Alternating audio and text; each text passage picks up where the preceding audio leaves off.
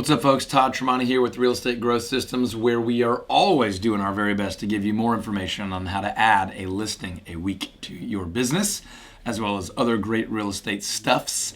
And we got a Q&A video for you again this week. And the question right now, as I'm shooting this video, it is December, but the point is relevant all year long. But the question is, how do I avoid the seasonality in my business? How do I keep my business consistent throughout the year? And I can give you a one-sentence answer, but then I will unpack it for you. But the answer is prospect and pursue opportunity all year long. Typically, we believe that we prospect all year long, even if we do that.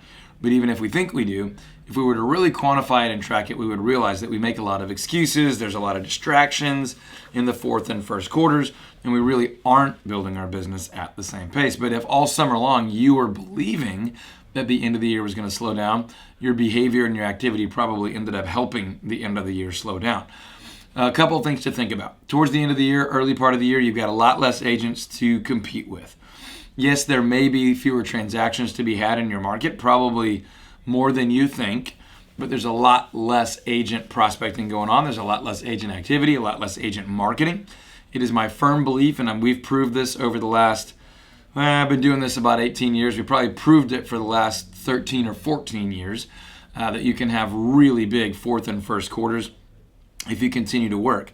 One suggestion I would make is if you are managing your time and your marketing budgets well, I strongly advise that you actually spend more in the fourth and first quarters so that you can have a consistent level of production compared to your second and third quarter. So long story short, keep working at it and you can keep producing. For most people watching this video, you're probably really happy if you're able to, generate a transaction a week or so. Even if you run a team, if you were able to create a transaction a week or so for each and every team member. Again, we've got tons of resources for you on how to generate a listing a week or how to generate a buyer a week. You can get some free information as well as some paid stuff over at alistingaweek.com. alistingaweek.com. Otherwise, we have a ton of information below. You can click a link, call us, email us there. But the answer to the question, how do I battle that seasonality, is first start it within your mind and tell yourself that you're not going to experience that you're going to create consistency and begin to be more consistent with your prospecting, actually legitimately consistent. And if anything, ramp up your calling, your prospecting, your conversations, and maybe your spend during the fourth and first quarter. This sounds really simple. Some of you watching this are probably thinking, duh, I already knew that. But are you doing it? When you look at your production, are you seeing relatively consistent production all year long? Because it can be done. I believe it should be done.